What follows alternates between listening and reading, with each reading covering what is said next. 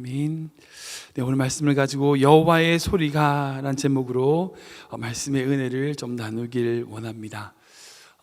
자연 앞에 서면 사람은 시인이 됩니다. 겸손해지죠. 위대한 자연을 보면 그 자연으로 말미암아 인간은 얼마나 작은지를 스스로 발견하게 됩니다. 이 기후 변화라고 하는 이 문제가 지금 여러 가지로 지금 전 세계에 이슈가 되고 있는데요. 이 기후 변화로 인해서 자연재해가 여러 가지로 많이 발생합니다. 더운 데는 더 더워지고 추운 데는 더 추워지고 폭풍도 더 세지고 여러 가지로 많은 것들이 변화되는 그 시기에 그런 상황들을 우리는 언론이라든지 여러 가지 뉴스를 통해서 볼 수 있습니다.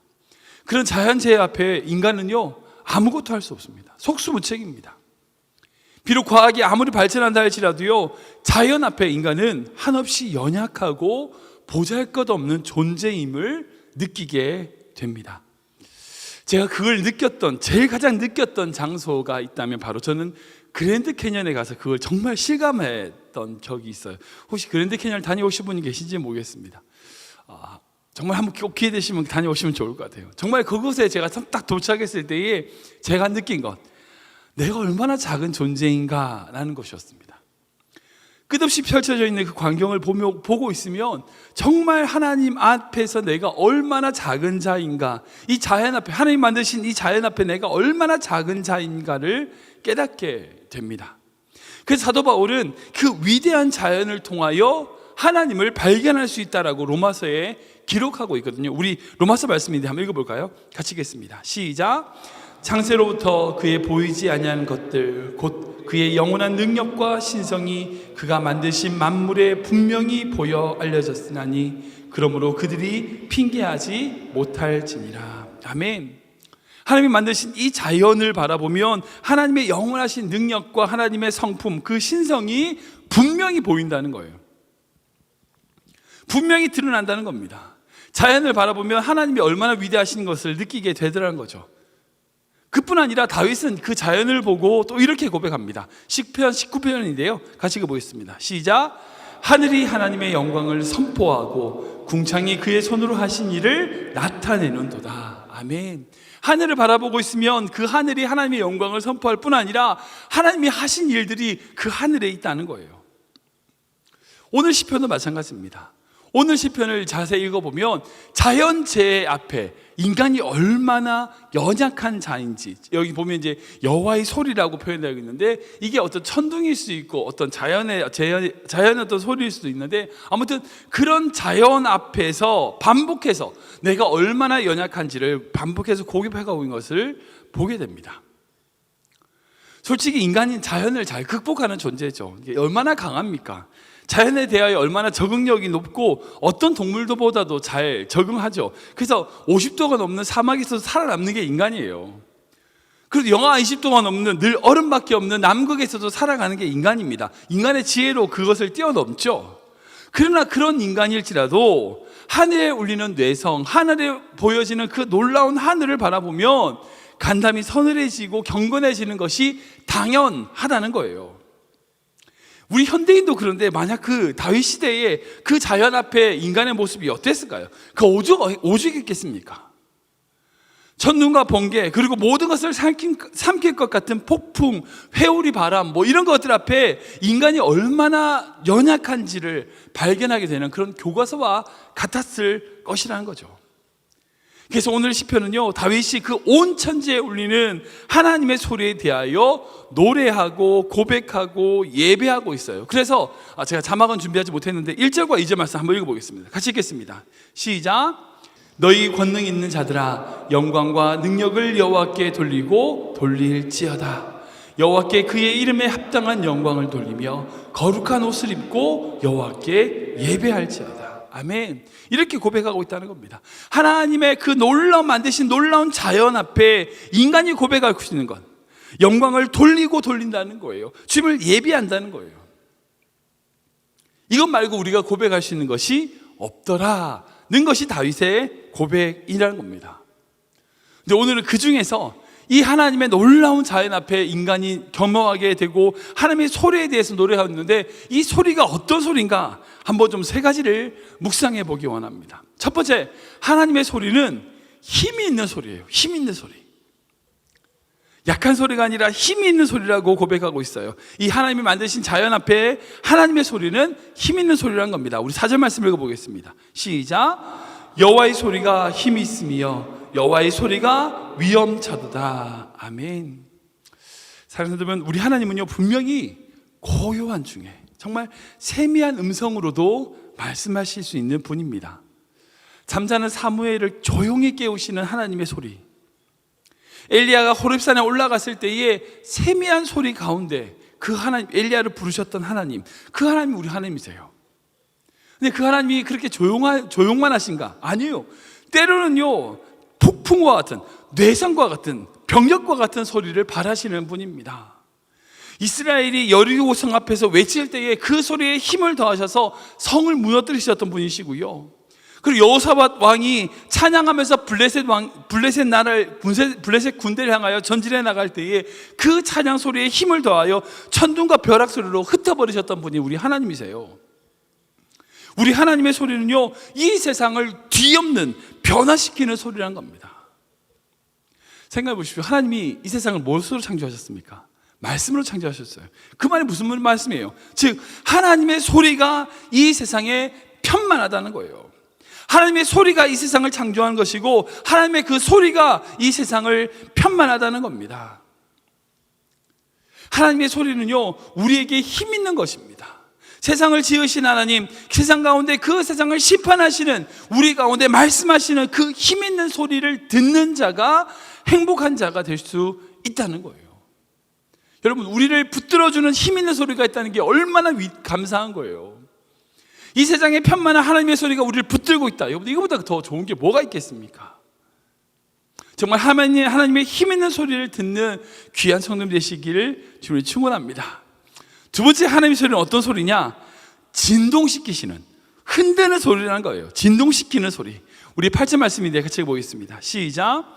여호와의 소리가 광야를 진동하시며 여호와께서 가데스 광야를 진동시키시도다. 아멘. 마지막 때에 예수님께서 예언하셨던 여러 가지 예언 중에 한 가지가 말세에 처처에 지진이 있을 것이라는 겁니다. 마태복음 24장에 보면 예수님이 직접 예언하신 겁니다. 분명 이 말세 때가 되므로 우리가 지진의 소식을 많이 듣게 되죠. 근데 이 지진을 통하여 하나님의 뜻을 나타내는데, 이 지진에 하나님이 땅이 흔들리는 이것이 뭔가? 결국은 하나님의 경고의 메시지라는 겁니다. 하나님이 이렇게 땅을 흔드시는 이 상황을 자체를 우리는 뭘로 봐야 되냐? 아, 지진이 났구나. 그게 아니에요. 어느 나라에서 지진이 났구나. 그게 아닙니다. 지금 우리의 삶의 마지막이 있음을 기억하며 하나님의 때가 다가왔음을 기억하고 경고하신다는 것을 우리가 기억해야 돼요. 이렇게 궁극적으로 하나님이 진동하심으로, 이 땅을 흔드심으로 하시는 게 뭘까요? 결국 하나님을 알지 못하는 자, 하나님을 두려워하는 자의 마음을 흔드시는 거예요. 제가 LA에서 사역할 때 이제 그 우스갯소리로 목사님들끼리 서로 나눈 이야기가 있어요. 그게 뭐냐면, LA 한 번씩 지진이 나잖아요. 여러분, LA에 지진이 나면 그 다음 주일에 성도 숫자가 달라져요. 헌금이 달라져요. 이거 왠지 아시죠? 지진이 나니까 겁나니까 교회로 오는 거예요. 그냥 안 오는 사람들 교회에 오는 거예요. 지진이 나면 새벽 기도의 기도 소리가 달라져요. 그래서 목사님들끼리 우스갯소리입니다. 하나님이 가끔 세게 말고 살짝 한 번씩 흔들어주면 교회가 좀 안정될 거라고 농담처럼 이제 하시는 목사님들이 얘기를 들은 적이 있어요. 인간이 그렇죠. 지진이 나면 그 지진을 통하여 우리의 마음이 흔들리는 거예요. 결국 그 광야를 진동시키시고 가데스 광야를 흔드시는 하나님의 마음은 뭐예요? 결국 이 세상 가운데 하나님을 잊어버리고 하나님을 알지 못하고 살아가는 그 하나님의 백성들의 마음을 흔드시기 원한다는 거예요. 우리 하나님은요, 하나님의 사람으로 되돌리기 위하여 우리의 마음을 흔드시는 분입니다. 죄의 속성을 버리고 죄의 간섭을 버리고 하나님께로 다시 돌아오도록 우리의 삶을 흔드시는 분이에요. 이게 하나님의 뜻이고 하나님의 소리라는 겁니다. 혹시 여러분 인생 가운데 좀 흔들리십니까? 주님께로 돌아가셔야 돼요. 혹시 여러분들 주변 분 중에 흔들리시는 분이 계세요? 여러분들 그분에게 주님의 말씀을 전하십시오. 주님의 말씀이 필요한 시간이란 겁니다. 세 번째, 하나님의 소리는 어떤 소리인가? 바로 자기 백성에게 평강과 복을 주시는 소리라는 거예요. 평강과 복을 주시는 소리. 우리 12절 말씀 읽어보겠습니다. 시작. 여호와께서 자기 백성에게 힘을 주시며 여호와께서 자기 백성에게 평강의 복을 주시리로다. 아멘. 제가 계속해서 강조하지만 자연 앞에 인간은 너무나 작습니다. 우주의 한 점에 불과한 이 작은 지구, 그 지구라고 하는 것도 우리가 얼마나 커요. 근데 그 지구에 정말 작은 도시 클리브랜드, 그 도시에 정말 작은 한 사람, 여러분 우주에 비하면요 우리는 먼지보다 작은 존재예요. 정말 보잘것없는 존재가 바로 인간입니다. 근데 그 보잘것없는 인간이지만 하나님, 이 세상을 창조하신 그 하나님의 축복을 받는 자, 여러분 이게 얼마나 큰 축복이고 얼마나 큰 은혜예요. 그렇게 보잘것없는 자를 사랑하신다. 여러분 이게 무슨 말이에요? 이게 얼마나 큰 축복이에요. 그러니까 먼지보다 작은 그 인간이 하나님 없이 살아간다, 자기 힘으로 살아간다, 그건요 말이 안 되는, 그게 교만이에요. 그게 교만. 세상에 교만이란 게 자기가 잘난 척하고 자기가 똑똑한 척하고 그걸 교만이라고 생각합니까? 아니요, 교만은 그게 아니에요. 자기가 자기 힘으로 하겠다는 거예요. 그게 교만이에요. 자기 힘으로 안 된다고 고백하는 것이 겸손입니다. 행복은 뭐예요? 내 힘으로 살아가는 것이 아니라 하나님의 힘으로 살겠다는 게, 그게 행복이에요. 뭐가 불행인지 아세요? 자기 힘으로 살아보겠다고 하는 게 불행이에요. 이 우주를 바라보면서 먼지보다 작은 우리의 삶을 바라보면 당연한 겁니다. 조금만 겸손해진다면 이 세계가 얼마나 크고 무섭고 위대한 곳인지, 이 자연 앞에 우리가 얼마나 작은 존재인지 깨닫는다면 어쩔 수 없이 당연히 하나님 없이 살 수밖에 없다고 고백하게 될 것이라는 거예요. 즉 하나님의 힘 있는 소리, 진동하는 소리의 목적은 뭐냐? 다른 게 아니에요. 그렇게 우리로 하여금 되돌아오게 하셔서 우리에게 무엇을 주기 위하여? 평강을 주시기 위하여, 축복을 주시기 위한 소리라는 거죠. 사랑하는 여러분, 세상이 들으면요 천둥 소리는 무서운 소리예요. 우레 소리는 무서운 소리입니다. 땅을 진동하는 지진의 소리는 무서운 소리입니다. 그러나 하나님 안에 있는 자에게는요 그 안에 사랑이 있음을 깨닫는다면 그 소리는 사랑의 소리가 될 수 있어요. 세상 사람들 보기에는 정말 무서운 소리일지 모르겠지만 하나님을 모르는 자에게는 그것이 무서운 소리고 힘 있는 소리고 흔드는 소리일지 모르지만 하나님의 사랑 안에 거하는 자, 그것이 우리를 위한 사랑의 말씀이라고 산다면 그 말씀이 우리에게 축복이 되고 우리에게 위안이 되고 평강이 된다는 거예요. 적절한 예일지는 잘 모르겠지만 저희 아버지 얘기를 좀 잠깐 하면, 저희 아버지가 기자 출신이세요. 뭐든지 분명하세요. 딱 정확하시고, 저한테도 숙지라든지 어렸을 때 그런 거 내실 때도 참 정확하셨고, 근데 기자 출신이시고 또 옛날에 무슨 운동도 하시고 재야 활동이죠, 그런 거 하시던 분이셔서 음성도 엄청 크세요. 목소리가 크세요.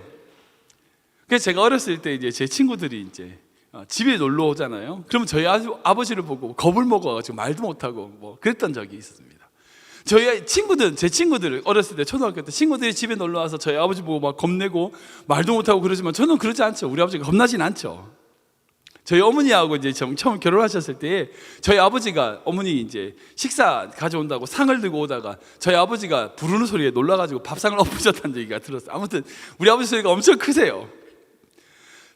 모르는 사람들한테 저희 아버지 그 음성이, 그 소리 지르시는 게 무서운 소리지만 아버지를 아는 저에게는 어떤 일로 큰 소리를 내셔도 저는 그 소리가 불편하지가 않아요. 평안함을 느껴요.